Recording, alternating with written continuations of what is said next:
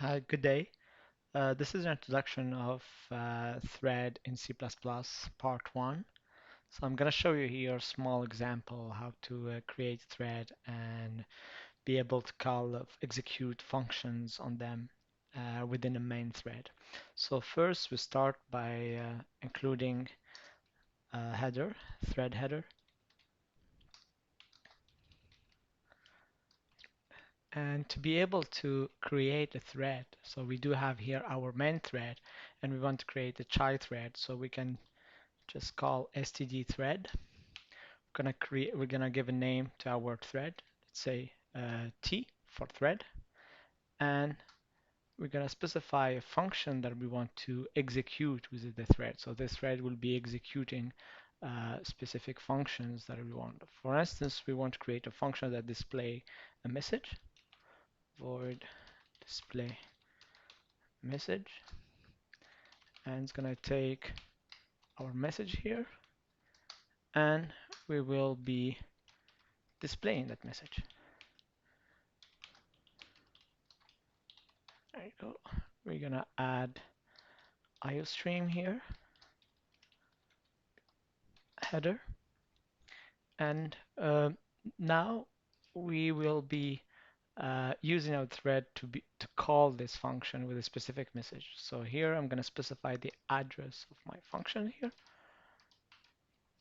and the argument. So the thread first argument is the function's name or the function's address, and the second argument will be our message here. Let's say hello world.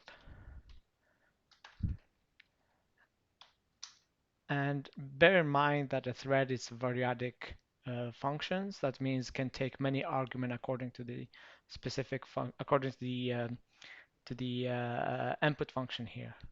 So here if we want to join, well, basically we want to execute that thread. So we have either option, either execute it by joining the main thread. That means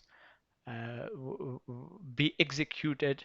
I mean, the main thread will be done when this thread will be executed. Or if we want to be like completely independent, like create like a thread completely independent from the parent thread, so we can go with detached. So in this case, I want to just use um, parent parent thread. That means execute within the parent thread, so the main thread. So here, join. For good habit, always try to call if check if the thread is joinable.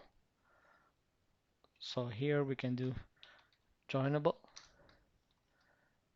and execute it.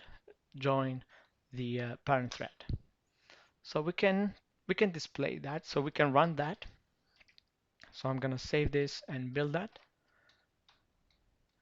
So G++ main CPP, so the main code here, minus O is the output objects, main out, and I'm using this argument to specify that I'm using std thread within C++11. And here I'm going to run main object, and here we can see hello world that's being executed by using this thread. So that's the way how we use thread in C++. So here another example also, if I want to execute more complex function, let's say something that add two functions, two numbers, ntp. So I'm going to return the sum of these two numbers, and I want to create a second thread that execute run this functions. Let's say I'm gonna have another thread here, call it, let's say T2, and specify the function and the arguments. Let's say here I want to add two number, 2 and 3, and T2 if t2 joinable, then I will be joining that main thread. So here, bear in mind that uh, thread is not returning any values. That means if you have a function that return a value, the thread will not handle that. So you have to manage this the way how to this function will return that by using promise and future. We'll show you that later on. So that's the way how we can use a thread in C++ by running functions within the main thread. So here, other example is a thread can take also a lambda functions. Let's say here I want to transform this thread into a lambda function here, so we'll be able to, for instance, to get the result. Because if I run this, I'm not getting any results here. So I'm just getting hello world. I'm not returning anything. I'm not catching anything. But I can use lambda functions that calls this some functions and be able to handle the return values. Give you an example here. Let's say here we're gonna have lambda functions.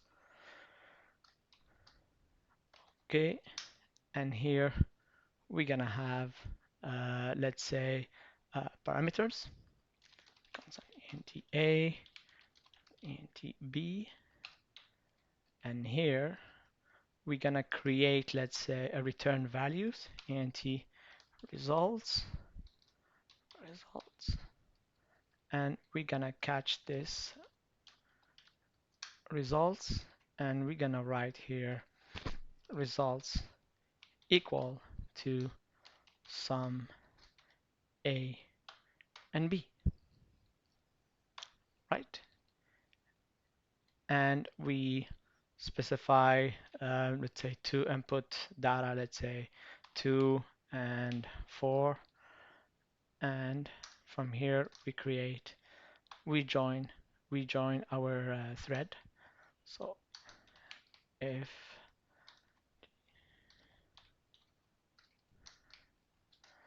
then we join,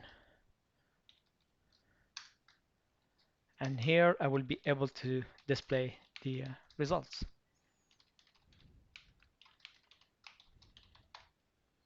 So let's run this. We close this.